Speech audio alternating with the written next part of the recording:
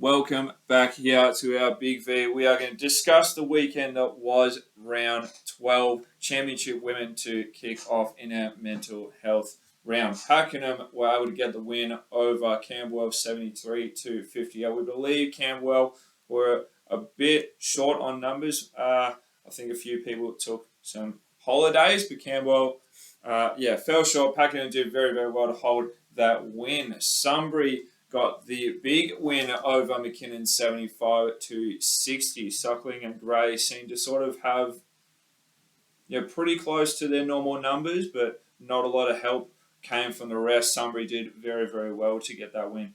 Yeah, McKinnon just missing that consistent third cog every now and then when they're playing well. They've got that third piece who's getting double-figure points and supporting Gray and Suckling, but they're just sort of missing that when things aren't going well. Yeah. And Sunbury, it was the Hildebrand sisters who looked to contribute 35 points combined on their way to the win, and centre Dimitra Kazani.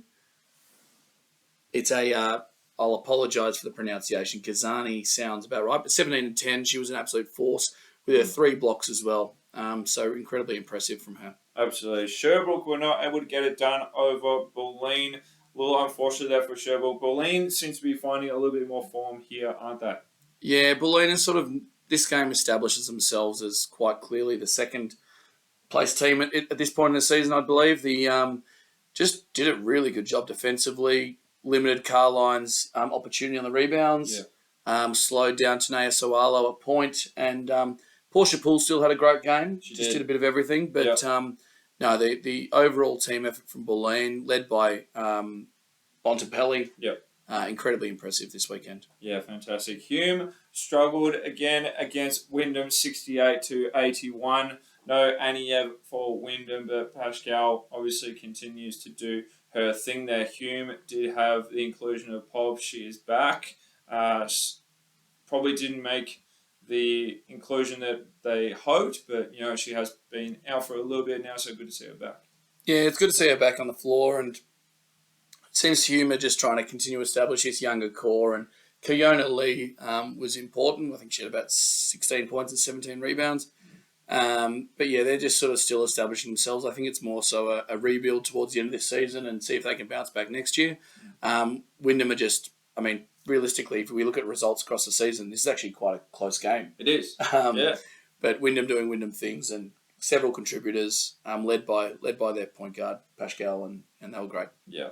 Pakenham were not able to get it done on the Sunday, falling very short to Bulleen 72-36. Pakenham just couldn't find the bottom of the net in the second and third quarter, we believe. Yeah, it was a blowout in those middle 2 quarters for Pakenham, and Coach Rob would be pretty disappointed, but it's against a pretty good defensive side in Bulleen, who kept a very energetic Sherbrooke to about 58 points the night before. So against a formidable defense. Yeah, absolutely. Moving on to Division 1 women here in round 12. Warrandyte fell short to Bellarine at home, 52-76. Varley continued to have a great season, consistent all the way around, held her girls with the win there. Yeah, they just have several pieces that do a really good job. Yeah. Varley's not going out there and getting 40 points to keep them getting wins. Varley's pretty good, and then you got Griffin, then you got Vert, then you got some of those younger girls coming off the bench, and they are a really exciting team. And Warrandyte, they're a stronger team than they were at the start of the year with Strong, and that's a pun. And then Emmy O'Neill's back from injury, so a really good win for Bellarine. Yeah, quite. Maybe it just doesn't quite justify the position they're in with that 52. Yeah, correct. Mildura got the loss against Melbourne Uni at home, 84-77. Huge game for Melbourne University as they got the win there. Smith went absolutely nuts. Yeah, Smith 31-15. Melbourne University obviously wanted to head up to Mildura and wanted to ensure they not only enjoyed the game but had a reason to celebrate. And I think the coach would be sitting there asking himself, how on earth can we go up there and play like this? Where's this been all season? They've just got no consistency at the moment. Yeah. So fingers crossed this gives them a little bit of momentum towards the back end of the year because they had contributors across the board. Absolutely. And Mildura's guns were firing. Powell with 29, Johnson with 30. So it wasn't like they were missing anybody. No. A huge win for Melbourne University. Absolutely. I'm sure they enjoyed themselves up there too. Craigieburn got the win over Western Port 72-67. A pretty close game there, just a 5-point difference.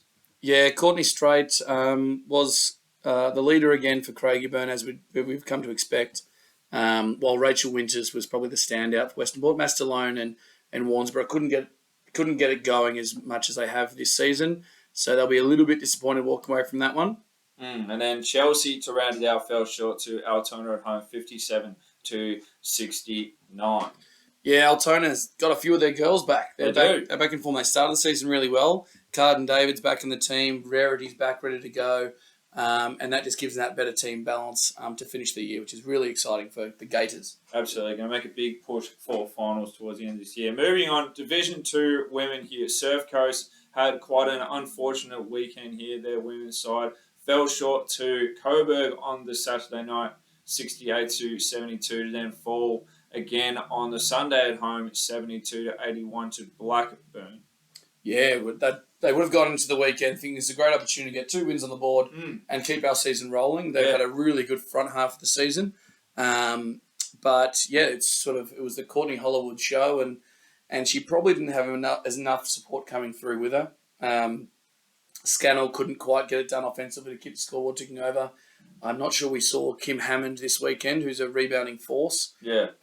So yes, they'll walk away from the weekend disappointed. But let's not take anything away from Coburg, who, Siobhan Makadoa with 22 points led the way, but great contributors. Just had a bit of a moment there, Ted. Jackie Smith, great off the bench, and those girls have started to piece it together, which is nice. Absolutely. Blackburn did very well as well. Isabel Nolan with the 22 and 12 piece to help her girls over the line very, very nicely there. Just to roll out the Division 2 women, Wallen were able to get it done over RMIT 73-36. Yeah, Kyla Collins left somewhat quiet for her usual standards, only having the 17 points, just probably a little bit less efficient than what she wants to be. And I guess you could say that about Wallen. I reckon they probably would have liked to run the scoreboard up a little bit more, but that's okay. Their bench got plenty of opportunity in this one, which was pleasing. And for RMIT, they simply could not put the ball in the hole.